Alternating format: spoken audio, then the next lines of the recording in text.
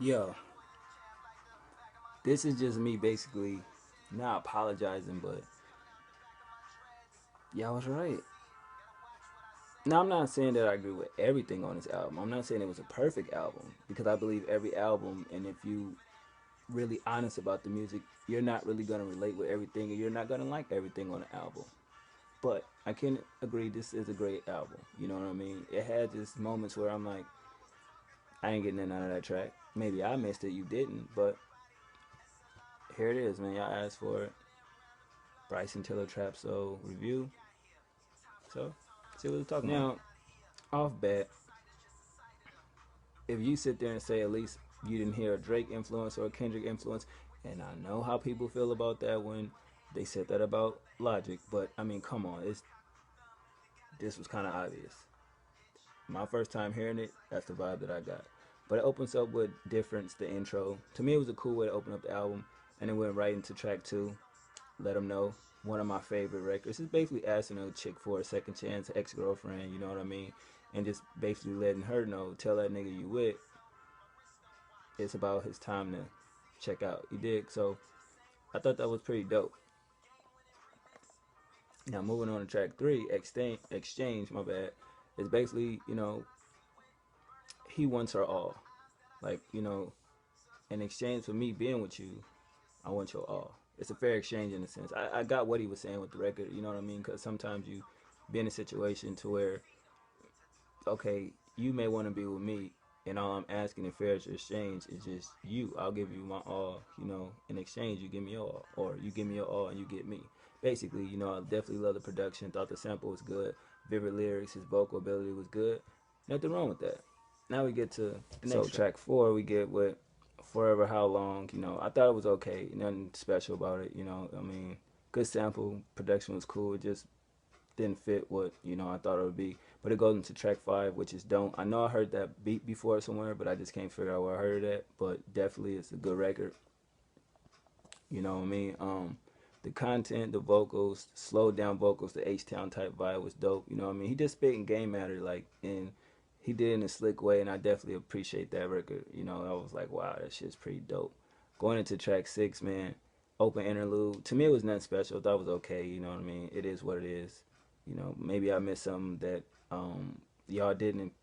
Y'all let me know in the comment section. But going into track 7, 10, 9, 14, I thought this was a dope record. I'm like, okay, is he saying October 9th, 2014? I don't know. But if y'all know, let me know.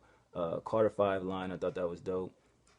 Production was great. Smooth sample. Definitely enjoyed his flow. Basically talked about his life. Real personal in a sense too. A couple name drops in the lyrics. But other than that, it was a good record. I was like, damn, that shit is pretty dope.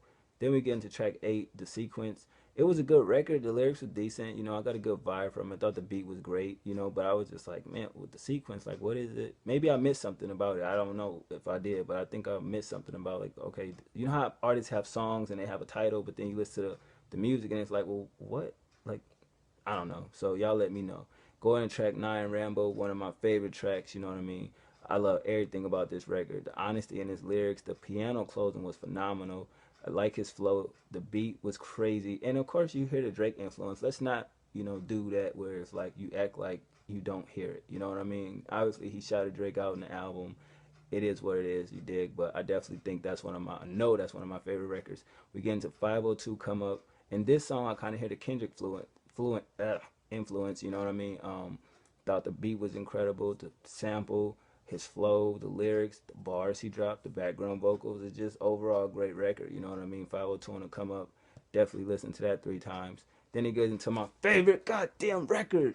Sorry Not Sorry. You feel me? You thought that I was hyped when I heard Fab do it, and y'all was like, yo, go check out this album. I'm like, all right, I'm get to it. So I'm like, all right, I ain't gonna be that excited, you know what I mean? Because I already know what the song about. No, this version, the full version, crazy. Like he got so many goddamn dope lines in this shit.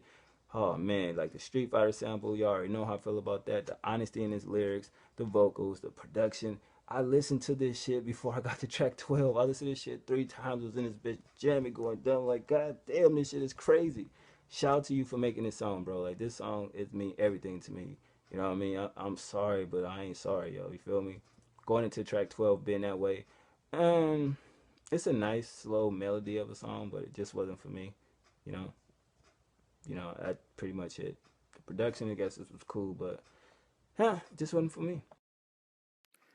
I'm gonna try to finish this shit, man. I've been trying all goddamn night, but track 13, Overtime, is basically him saying he'll take his chick or the guy that she's with now. That's what I think. If you listen to the phone call skit that's in the song, I thought that was pretty great. So I guess he's saying overtime, you know what I mean? You're gonna be mine again. And he hints at that a lot in this album. It's like the album is basically him saying that he messed up with a relationship that he wants back, and I think we all been there and done that. You know what I mean? But it is what it is. Great track. Last song, Right My Wrongs. I definitely like the Foolish Heart production and the sample they used on that, but I just wish it would have actually been more soulful. But I guess it was cool. I definitely thought the beat was great. His lyrics made sense, and he just wants to basically right a wrong he did with this particular female that he's with. But overall, it was a solid album. Definitely thought it was dope. Definitely worth the listen. Thank y'all for putting me on to this album. Sorry that I ended it with the cover again, but this phone was tripping. I definitely need to upgrade my phone to a new iPhone, but it is what it is. I give it an 8.5 out of 10. I like 11 out of 14 songs, and the production was a 8.5 out of 10 as well. Definitely, I think I'm gonna go purchase this album if I can find it, get a physical copy, and go on iTunes and buy a couple tracks that I thought were pretty dope that stood out to me. Out of the 14, I could see me buying at least 5 to 8 of them.